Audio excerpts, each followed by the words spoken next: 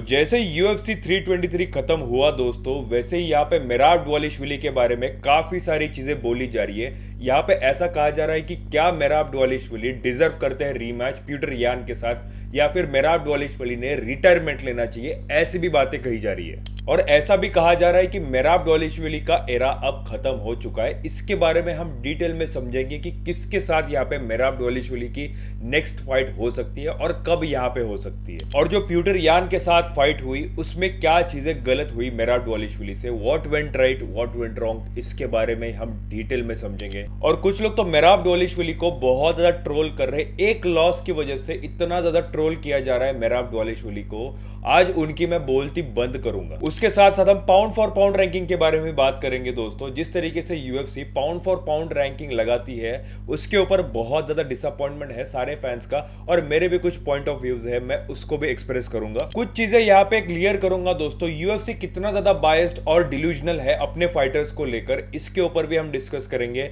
क्या यहाँ पे रैंकिंग्स फाइटर्स के हिसाब से होती है, क्या यहाँ पे रैंकिंग्स पॉपुलैरिटी के हिसाब से होती है, या फिर रैंकिंग्स यहाँ पे स्किल्स के हिसाब से होती है, किस तरीके से यहाँ पे रैंकिंग्स यूएफसी लगाती है, इसके ऊपर थोड़ा डिटेल में हम समझेंगे। यहाँ पे बिना शुगर कोटेड किए बात करूंगा दोस्तों, दिल की बात आपके सामने रखूंगा। और एक नई अपडेट आई है, अरमान सरूकियान वर्सेस शारपुद्दीन की फाइट होने वाली है दोस्तों। हाइप एफसी में अर्मेनिया में ये फाइट 84 केजी वेट कैटेगरी में होने वाली है। ये मैच होगी ग्रैपलिंग फाइट, ये एक ओनली सबमिशन वाली फाइट होगी दोस्तों। इसके बारे में भी हम डिटेल में समझेंगे कि किस तरीके से यहाँ पे ये फाइट होगी, कितने राउंड्स होंगे, यहाँ पे क्या आउटकम आ सकता है इन फाइट का। तो ये 3 टॉपिक में कवर करूंगा, और वीडियो को हाइप कर देना दोस्तों। और ऐसा यूएफसी और कॉम्बैट रिलेटेड अपडेट्स के लिए चैनल को सब्सक्राइब कीजिए, एमएमएफ फाइट वाला। तो सबसे पहले हम बात करेंगे मेराब दवालिश्विली के बारे में, जिसको हम मशीन भी बोलते हैं यूएफसी का। और दोस्तों उसने वो चीज प्रूव कर दी है, साल में 4 फाइट्स करके यहाँ पे टाइटल जीतने के बाद वो बंदा फाइट्स कर रहा है एक साल में 4 बार। पर यहाँ पे यूएफसी 323 में उसने अपना टाइटल लूज किया पीटर यान के अगेंस्ट, जो रशियन फाइटर है दोस्तों। एक चीज तो माननी पड़ेगी, पीटर यान का जो परफॉर्मेंस लाया उन्होंने, जिस तरीके से अपनी स्किल्स दिखाई, और पीटर यान ने जबरदस्त स्किल्स का प्रदर्शन किया दोस्तों, और वो चैंपियन बन चुके हैं बैंटम वेट डिवीजन का। सबसे पहले तो पीटर यान का गेम प्लान बड़ा ही क्लियर दिख रहा था दोस्तों, और जिस तरीके से वो कंट्रोल कर रहे थे मेराब दवालिश्विली को, सारे डायरेक्शन से मेराब दवालिश्विली के ऊपर एक प्रेशर बना के रखा था पीटर यान ने। और एक बहुत ही इंप्रेसिव चीज दिखी पीटर यान की, सक्सेसफुली उन्होंने टेक डाउन डिफेंस करा है दोस्तों मेराब दवालिश्विली का।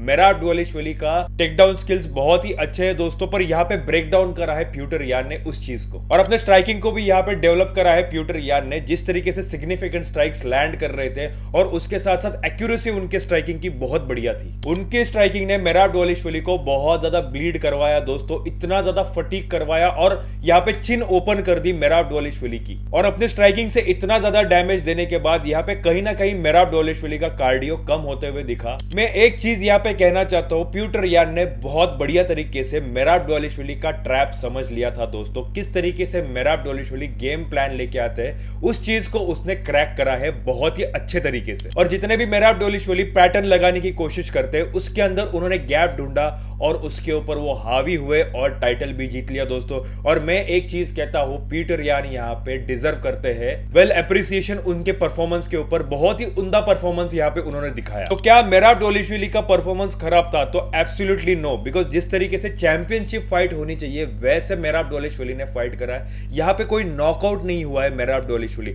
कुछ गलतियां हुई, उसके ऊपर हम समझेंगे कि व्हाट वेंट रॉन्ग, यहाँ पे क्या गलतियां करी मेराब दवालिश्विली ने, जो यहाँ पे अगर वो ना करते तो यहाँ पे ये टाइटल उनके पास होता। तो सबसे पहली चीज मुझे ऐसी लगती है कि मेराब दवालिश्विली ने साल में 4 बार फाइट करने का जो डिसीजन लिया वो उनके ऊपर कहीं ना कहीं हावी पड़ा। बिकॉज अगर देखा जाए तो एक ह्यूमन बायोलॉजी के हिसाब से ह्यूमन बॉडी इतना ज्यादा वेट कट डाउन झेल नहीं सकती, इतना ज्यादा उनके बॉडी को सफर करना पड़ा होगा इन सब चीजों की वजह से। अगर साल में कोई फाइटर 4 बार वेट कट डाउन कर रहा है तो ये बहुत बड़ी चीज है। अगर कोई फाइटर यहाँ पे एक बार 2 बार भी करता है तो उसको ये चीज बहुत बड़ी लगती है। तो आप इमेजिन कर सकते हो मेराब दवालिश्विली के बॉडी के ऊपर क्या बीती होगी। तो ये एक रीजन बना जिसकी वजह से उसकी परफॉर्मेंस इतनी उम्दा नहीं दिखी जैसे उसके पहले फाइट्स में दिखा करती थी। और दूसरा रीजन जो मैंने नोटिस किया, यहाँ पे plan A, plan B, plan C का वर्कआउट ना होना। आप अगर फर्स्ट राउंड से 5th राउंड तक एक चीज नोटिस करते हो तो यहाँ पे प्लान में कोई चेंजेस नहीं दिखते मेराब दवालिश्विली के,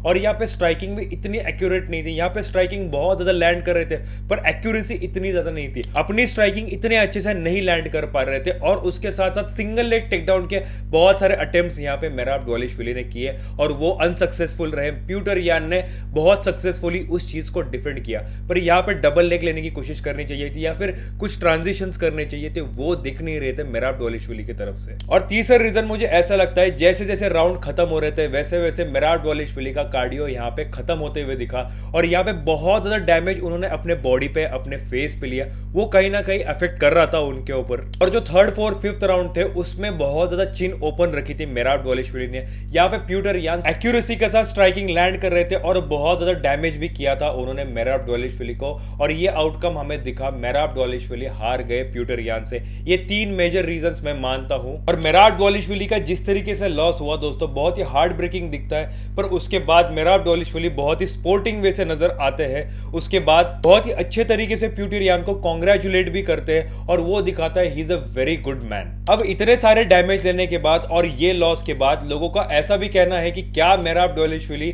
वापस रिमैच डिजर्व करते हैं, क्या यहाँ पे वो डिजर्व करते हैं ट्रायोलॉजी फाइट। तो मेरे हिसाब से मेराब द्वालिशविली नॉकआउट नहीं हुए थे, उन्होंने बहुत ही अच्छा परफॉर्म करा, तो मेरे हिसाब से उनको मिलनी चाहिए रीमैच। देखो दोस्तों, एक साल में 4 फाइट करना बहुत बड़ी बात है यार, अपने आप में ही बहुत बड़ा अचीवमेंट है और वो डिजर्व भी करते हैं रीमैच दोस्तों। और यूएफसी उनको रीमैच देगा और डेना व्हाइट भी उनको रीमैच देगा। पीटर यान कितना भी बोले कि उनको फाइट नहीं करनी है मेराब द्वालिशविली के साथ, अगर वो चैंपियन बने रहे तो डेफिनेटली मेराब द्वालिशविली के साथ उनकी नेक्स्ट फाइट होकर रहेगी। बस उस फाइट के पहले मेराब द्वालिशविली ने एक काम करना चाहिए, 8 से 9 महीने तक का गैप लेना चाहिए फाइट से। यहाँ पे अपने बॉडी को रिकवर करना चाहिए, अपने बॉडी को हील करना चाहिए और अपने स्किल्स को एनहांस करना चाहिए और उसका कमबैक दोस्तों बहुत ही जबरदस्त होगा। और जिस तरीके से ये कार्ड हुआ मेराब द्वालिशविली वर्सेस पीटर यान, बहुत ज्यादा एंटरटेनमेंट वाली फाइट हुई। साल का एंड होते होते बहुत अच्छी फाइट हमें मेराब द्वालिशविली देकर गए हैं और मेराब द्वालिशविली को लूज होते हुए बहुत ही इमोशनल फील हुआ दोस्तों, बिकॉज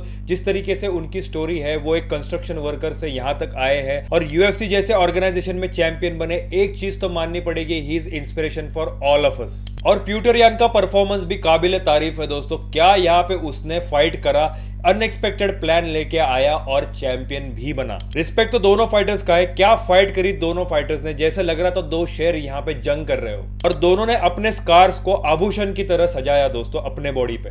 पर ये तो रही फाइट की बात, पर यहाँ पे कुछ टॉक्सिक लोग यहाँ पे ऐसा कह रहे हैं कि मशीन बंद पड़ गई, यहाँ पे जैकुजी की बात कर रहे हैं, पता नहीं क्या क्या यहाँ पे मेराब द्वालिशविली के बारे में बोले जा रहे हैं। मैं बहुत सारी चीजें ऐसे देख रहा हूँ कि मेराब द्वालिशविली के ऊपर बहुत सारे लोग गलत गलत कमेंट्स कर रहे हैं। एक चीज मैं बोलना चाहता हूँ, आप जिसको बाप मानते हो ना, उसने भी कभी 4 फाइट्स नहीं करी एक साल के अंदर, तो थोड़ा सोच समझ के बोलना जरूरी है। और ये जो ट्रोल कर रहे हैं उनको तो कुछ नहीं पता यूएफसी का, they are very casual viewers. और जिनको भी लगता है कि मेराब द्वालिशविली एक बेकार फाइटर है, उन्होंने जल्द से जल्द यूएफसी देखना छोड़ देना चाहिए। अब बात करते हैं पाउंड फॉर पाउंड रैंकिंग्स के बारे में। यूएफसी ने नई लिस्ट जारी कर दी है और उसमें काफी सारी ऐसी चीजें दिखी मुझे, जो अनडिजर्विंग फाइटर है उनको भी यहाँ पे अच्छे रैंक्स दिए जा रहे हैं और जो डिजर्विंग फाइटर है उनको नहीं दिए जा रहे। देखो एक चीज तो मुझे समझ में आ रही है, यूएफसी यहाँ पे फाइटर्स के हिसाब से या फिर फाइट कौन कितना जीता है इसके हिसाब से नहीं देती है पाउंड फॉर पाउंड रैंकिंग। ये रैंकिंग सिर्फ पॉपुलैरिटी को ही फोकस करती है। आप अगर लिस्ट देखते हो तो आपको समझ में आ जाएगा। देखो मैं ऐसे ही नहीं बोल रहा हूँ, यहाँ पे एग्जाम्पल के साथ बोल रहा हूँ। देखो मुझे कोई लेना देना नहीं है पाउंड फॉर पाउंड रैंकिंग किसकी क्या है, पर यहाँ पे मुझे कहीं ना कहीं ये बायस लग रहा है, इसके लिए मैं आपके साथ शेयर कर रहा हूं। आप देख सकते हो खानदार चिमाएव ने अभी तक कोई भी टाइटल डिफेंड नहीं करा,